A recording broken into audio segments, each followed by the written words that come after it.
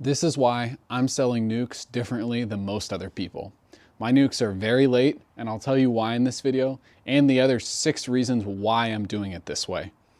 I've been a beekeeper for over 6 years now, and have bought over 10 nukes.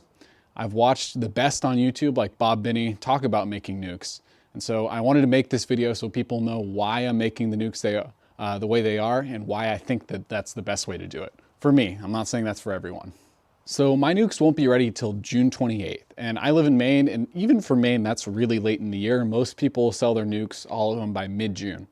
So the reason why I'm waiting this long is, here's my first reason, is because I want my queens to lay for 3 weeks. I want their own brood to be emerging by the time that I sell them. So it'll be roughly a month, about 3 days from the time that I make the split till I sell it as a nuke. And the reason I'm doing that is because in that 3 weeks time, I will be able to aptly judge her pattern. If I give her 3 weeks, that's a long time for me to make sure that she's a good queen. Some queens can lay a couple good frames of brood, and then after 2 weeks or so, they can crap out and not look great. So by waiting that 3 weeks, I'm giving the queen a long time to build up her pheromones, and it's allowing me to really make sure that she's a great queen before I sell her.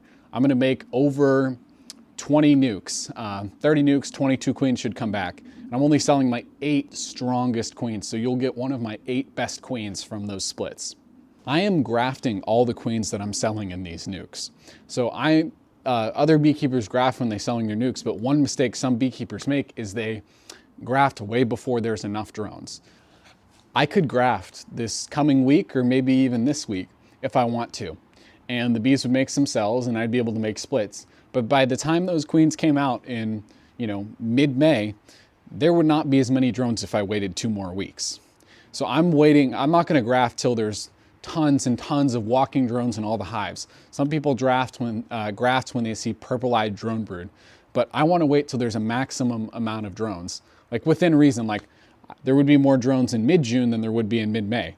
But you kind of have to pick a balance, and I'm getting way more drones by waiting an extra 2 weeks. Instead of grafting on the 1st of May, grafting on the 15th of May will allow thousands more drones to hatch. And it takes, I think, like 12 days for them to become sexually mature. And so they're really ready to go fly out on mating flights and mate with queens. So by waiting those extra 2 weeks or more compared to some beekeepers, the queens will mate with thousands more drones, or not thousands more, there'll be thousands more drones for them to mate with. That it'll allow them to have more genetic diversity, and they'll mate with more drones. So that genetic diversity helps in comb drawing, among many other things, but just generally queens that mate with more drones are more prolific, and they'll be able to mate with more drones because I'm grafting them later. I'm waiting longer. That's why they're going to be so late, and I won't sell them till around June 28th. Many beekeepers in Maine and the Northeast alike buy in their queens, and there's nothing inherently wrong with that. Buying queens from the South to make nukes in the North. I bought one nuke like that last year. There's nothing wrong with that, but if you're interested in my nukes, you might be different in like kind of a different product. I'm going to be grafting all my queens. They're genetics that I have developed over the last few years. I have brought some in stock in, but I've also grafted a lot from my own queens. And so buying a queen from the South, you might not know exactly what you're going to get, but I will know exactly what I'm going to get from the queen side. She can mate with a lot of different drones, so I don't have full control over that. But by buying queens, I'm certain of their quality. You can get great queens from the South. It depends on the time of year. If you're ordering them in May, there should be plenty of drones for her to mate with, and probably she'll be pretty high quality. But the difference with my queens will be that I know the exact genetic history of the queens, and I'll have some control over the drones that she mates with. So the genetics of those queens will be different than the ones that you get from the South. So one phrase that I really believe in is there's no solutions, only trade-offs. And so the trade-off here is people buy nukes in the North, or buy queens in the North from Southern producers. And that allows them to sell nukes way earlier in the year, 2, 3, 4 weeks earlier than they could if they made their own queens and let them stay in the nuke for a long time. So there's nothing inherently wrong with that, as I've said, but it's a different product that I'm producing. And I just want to make sure people know what I'm doing, because it's not like other people. I didn't explain that well when I marketed them last week. I want to make a different product, and I don't have any shade for people who want to do it differently. It's just I want to do it a certain way because I think it'll produce high quality queens and nukes. Number 4, this is mostly an ongoing project. I'm going to breed for hygienicness, specifically how hygienic they are in mites. So VSH bees, varroa-resistant hygiene, or SMR, suppressed mite reproduction. So I'm going to start doing UBO tests on my bees this year, and that's one of the ways that I'm going to decide the queen that I'm going to graft from. She'll have to be very calm, very productive, and then out of the couple very strong and very prolific and very calm hives, I will UBO test them. This year, realistically, I won't get high scores. Only roughly 2.5% show a significant amount of resistance in the general honeybee population, or maybe it was even 1.5%. But this is an ongoing goal, and so my queens will not be that mite resistant this year. They won't. It's just not going to happen because I just don't have enough bees to actually find a breeder that would have high mite resistance.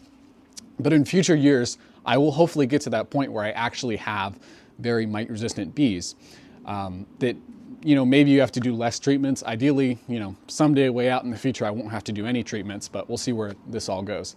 But I'm going to be testing my bees for mite resistance, and hopefully I'll get just in the very beginning, you know, started that this year with a little bit of mite resistance. And as over the years, if you're buying more nukes from me, they will become more and more mite resistant. When I sell the nukes this year on June 28th, my nukes will have almost 0 mites. What I'm going to do is treat them with oxalic acid glycerin. Once the queens come back and I see eggs, I'll wait probably like 6 to 7 days or maybe 5 days. And all the hives that do have new queens back and are laying, I'll wait 5 days. And after that 5 days has passed, they'll have larvae that's about to be capped. And so I'll do oxalic acid dribble using glycerin on the bees and the nukes. And what this will do is kill nearly all the mites because there'll be no capped brood yet at that time. And so by using that glycerin, all the mites are what is called phoretic. So they're all on the bees at that time. And so if I treat them with oxalic acid glycerin at that time, they should have nearly 0 mites when you buy them, you know, 2 to 3 weeks later. So they'll have incredibly low mite counts. That doesn't mean you won't have to treat them during the summertime. You probably still will, but I can nearly guarantee you that they will have like nearly 0 mites. Every hive has mites, but very few mites in those nukes when I sell them 3 weeks later. Now my last reason here is they are mostly northern genetics. I bought some nukes from Swan's Honey in the past, and I brought some queens in from Corey Stevens in Missouri. But if northern genetics matter to you, I have developed kind of a northern stock.